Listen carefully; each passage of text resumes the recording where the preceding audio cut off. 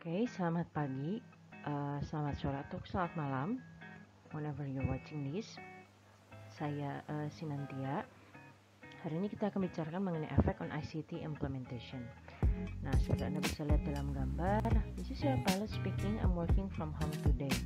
Nah, jadi mungkin maybe in another 20 or 25 years or probably 50 years from now on, nanti mungkin pilotnya working from home ya, jadi mereka tidak perlu capek-capek ke bandara, jadi mungkin mereka seperti sedang main game sehingga mereka hanya tinggal di rumah dan kemudian mengendalikan pesawat mereka, dan sehingga makanya mereka memberikan announcement seperti ini. So that's one of the imaginary effect of on ICT implementation.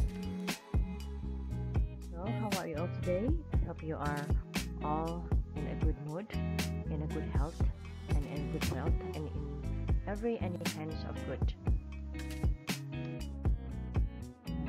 Hari ini kita bicarakan mengenai definisinya.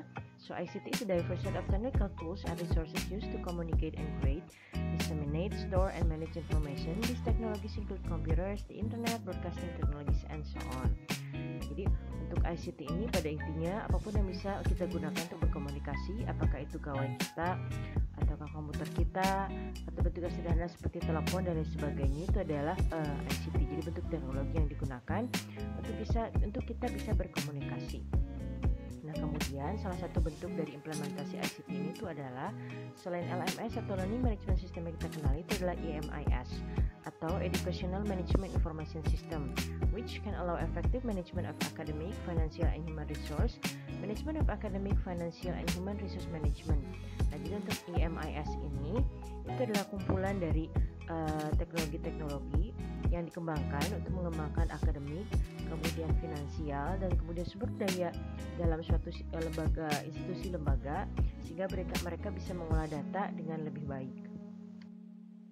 Nah, terkait dari pengembangan dari penerapan ICT dan EMIS ini, jadi pada intinya itu adalah untuk melihat dan mengembangkan dari keseluruhan suatu sistem yang kompleks. Jadi sehingga pada saat misalkan katakanlah kita sebagai guru atau sebagai pengajar membutuhkan data dari siswa yang akan kita pegang kelasnya pada tahun depan. Kemudian kita ingin melihat bagaimana sih catatan atau rekod mereka atau nilai mereka di say 2 tahun yang lalu. Nah, kemudian kita bisa lihat catatannya dengan lebih baik. Nah, sehingga dengan adanya catatan atau database ini, sehingga guru akan mengajar sebelumnya or guru yang sudah pernah mengajar atau bahkan orang tua dan lain sebagainya, bisa mereka punya database ini dan bisa mengakses dan bisa mengetahui bagaimana perkembangan atau progres dari seorang siswa. Selain memudahkan guru, kemudian memudahkan sekolah dan memudahkan orang untuk menemukan dan mendapatkan data yang ada, sehingga para siswa juga bisa dalam artian mempunyai track record sendiri dan mempunyai catatan bagaimana sih dia dalam pendidikannya. Nah, di sini, in recent years, several studies and reports have highlighted the opportunities and the potential benefits of ICT for improving the quality of education. Nah, jadi ICT ini dipandang sebagai salah satu aspek atau faktor atau komponen yang bisa meningkatkan pendidikan. ICT is viewed as a major tool for building knowledge societies, and as particularly as a mechanism at the school education level that could provide a way to rethink and redesign the educational system and processes, thus leading to quality education for all. Jadi dengan adanya penerapan ICT, terutama dalam lingkupan bidang pendidikan, diharapkan bisa meningkatkan pengetahuan, mengembangkan pendidikan, and eventually mengembangkan sistem yang digunakan dalam sekolah tersebut sehingga meningkatkan kualitas pendidikan secara keseluruhan. Nah, jadi ICT implementation is not a product, it is rather a process. The success of ICT implementation in education means implementing ICT effectively and efficiently in all dimensions of the processes. Jadi untuk implementasi ini bukan suatu produk, tapi lebih kepada suatu prosesnya. Jadi asumsinya kita kemudian punya dana, kemudian membeli misalkan laptop yang terbaik seharga puluhan juta misalkan. Kemudian kita beli, tapi kemudian kita tidak tahu bagaimana cara menggunakannya atau mengembangkannya untuk pendidikan kita atau sistem yang di sekolah. Nah, itu berarti secara proses itu kurang baik, gagal. Nah, karena pengembangan ICT atau penerapannya ini lebih kepada bagaimana sih perlakuan prosesnya daripada produknya. Jadi pada sesuatu berlangsung secara efektif dan efisien, berarti penggunaannya itu dilakukan secara baik dan benar. So, this includes ensuring that the process requirements are met. In other words, successful ICT implementation require overcoming the factors that limit the success of this process. So, it is emphasized that ICT implementation processes work best when optimal conditions are in place to support them. Nah, bisa kita lihat di sini bahwa pengembangan implementasi ICT ini akan bisa berfungsi dengan baik bila memang kondisinya mendukung sehingga bisa berjalan dengan baik dan lancar. Okay, so one of the most vital parts of any society, education has integrated ICT into teaching many subjects. There are many benefits of ICT in education. Jadi memang pada pengembangannya dan pada pemanfaatannya ICT itu banyak berguna. Ini beberapa contoh dari manfaat adanya penggunaan ICT. Yang pertama, using ICT in education enables students to take more active role in their learning rather than be a passive observer or listener. Ada beberapa yang berasumsi bahwa dengan menggunakan ICT, misalkan menggunakan media sosial, biasanya siswa yang pendiam dia akan lebih bisa berkomunikasi dengan baik daripada langsung pada saat face to face. So that's a help in that way gitu untuk penerapan atau implementasi ICT dalam pendidikan dan pembelajaran. Kemudian, ICT is also perceived to have many advantages in education, including pursuing problem-solving skill, fostering collaborative learning, providing flexible learning opportunities, and increasing productivity. And then the third one, furthermore, ICT is considered important for improving the effectiveness of teaching and learning in schools. Jadi, saya banyak meningkatkan skill-skills, terutama 21st century skills untuk para siswa, juga bermanfaat untuk meningkatkan sistem di sekolah. Jadi bisa lihat di sini dari bagian yang ada, serta implementation strategi ini banyak faktor-faktor yang berpengaruh terhadapnya. Ini adalah changes in pedagogy, kemudian changes in learning, kemudian juga berpengaruh dari government ICT policy, school leadership, dan kemudian school climate. Nah, jadi pada saat pengembangan implementasi ini, kita tidak bisa hanya lihat dari satu subjek saja atau dari satu dana saja. Jadi banyak faktor yang berpengaruh terhadapnya. Di sini, terutama di Eropa, appropriate use of ICT in school education is considered a key factor in improving education quality. Jadi di Eropa ini penggunaan ICT menjadi salah satu kunci bahwa dari kualitas suatu pendidikan. Oke, nah sehingga pada intinya daripada saat pengembangan implementasi ICT ini kita bisa lihat ada tiga major research issue line atau three major research issues that we can consider terkait pengembangan atau implementasi ICT. Yang pertama, Internet as a Learning Tool, obviously, atau dikenal sebagai DTA or Digital Teaching Aids. Jadi memanfaatkan internet sebagai media pembelajaran. Kemudian collaborative learning.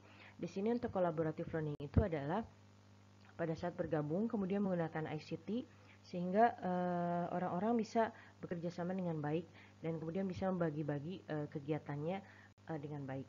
Kemudian learning virtual communities di sini sudah mulai banyak atau kita kenal dengan MOOC or Massive Open Office Course gitu. Jadi MOOC, Massive Open Office Course, sorry. Nah, jadi untuk MOOC ini kebanyakan bisa Anda lihat misalkan contoh-contoh di Instagram, ada virtual workshops, kemudian ada yang menawarkan learning, ada yang menawarkan webinar, seminars, and many kind of things. Itu adalah beberapa contoh dari learning virtual communities. Jadi di situ mereka mengajarkan berbagai media atau materi pembelajaran dan kemudian mempelajarinya secara virtual bersama-sama. Sehingga bisa kita tarik kesimpulan pada intinya untuk pemanfaatan ICT ini pada unsur-unsur bidang pendidikan dan kegiatan belajar mengajar itu cukup banyak hal yang bisa kita ambil hikmahnya. So there's a lot of positive things about implementing ICT in education and the lessons plans, but obviously there also has some barriers that we need to discuss before we implementing wholly in the classroom. Jadi di sini, the use of ICT has often been thought to bring significant changes into classroom practice.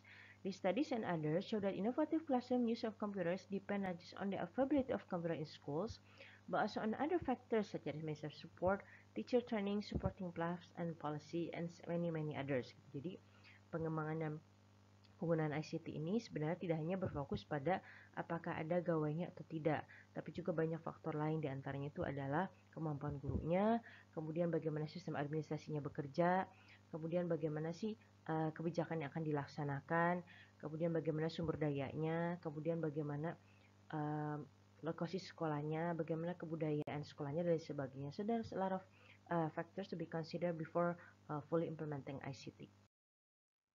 Nah, jadi ini adalah beberapa faktor yang sebaiknya kita pertimbangkan sebelum benar-benar akan menerapkan ICT. So there are 5 factors to be considered. First one is infrastructure development is necessary in order to ensure access to schools, networks, and resources for learning. Ya jelas ya, kita mesti mempertimbangkan infrastrukturnya bagaimana, apakah memang sudah bisa diadakan atau tidak. Kemudian teacher training, both initial and in service. Nah ini teacher training, apakah sudah diberikan pelatihan kepada gurunya, misalkan secara standar bisa menggunakan Microsoft Word, bisa mengoperasikan komputer, kemudian lebih advance lagi misalkan membuat video, membuat animasi dan lain sebagainya. Ketiga, technical assistance ini adalah apakah adanya petugas teknis, katakanlah bila memang ada kerusakan atau misalkan ada gangguan dan lain sebagainya.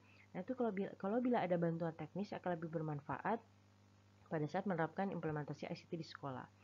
Kemudian selanjutnya fourth one, curricular and pedagogical approaches, jelas sehingga pada saat kita akan menerapkan ICT secara menyeluruh, kita pastikan juga kurikulum dan kemudian cara pembelajarannya dan strategi pengajarannya akan berbeda dibandingkan kita pembelajarannya secara analog. Kemudian content development, nah ini juga yang perlu kita pertimbangkan adalah materi yang akan kita berikan sehingga karena berkaitan dengan kurikulum dan kemudian strategi pengajaran seperti apa. Nah, kalau memang kita akan memang menerapkan ICT, obviously ada beberapa tantangan pada saat menerapkannya. Ada 8 hal. Yang pertama ini adequate communication and power infrastructure, and then shortage of ICT facilities and ICT skills, inadequate institutional arrangement, limited financial resources, inadequate public-private partnership, limited data, inadequate information, and so on. Nah, jadi untuk challenges atau barriers atau tantangannya itu diantaranya itu adalah kekurangannya dari sumber daya, kemudian dana, kemudian juga hubungannya dengan perlu adanya hubungan kerjasama dengan pihak lain, kemudian penggunaannya dalam sekolah, kemudian penggunaan dengan pihak atas, misalkan seperti pihak atasan, kepala sekolah, kemudian stakeholder dan lain sebagainya. Jadi memang banyak tantangan yang perlu kita hadapi pada saat kita akan menerapkan ICT secara menyeluruh. Ini contoh dari komik strip ini secara sederhana, adalah seorang anak mengganggu ayahnya yang sedang bekerja. Ini anaknya bilang, "Dad, can I use the computer for a second?" "What for?" Jadi anaknya perlu menggunakan komputer sebentar saja. Ayahnya bertanya untuk apa. Kemudian anaknya menjawab, "I need to log on to my school website, download my homework, and print it out." Jadi si anak ini butuh untuk login ke dalam website sekolah, mencari PR-nya, kemudian mendownload dan mengeprintnya. Ayahnya bertanya lagi, "Do you know how to do all that?"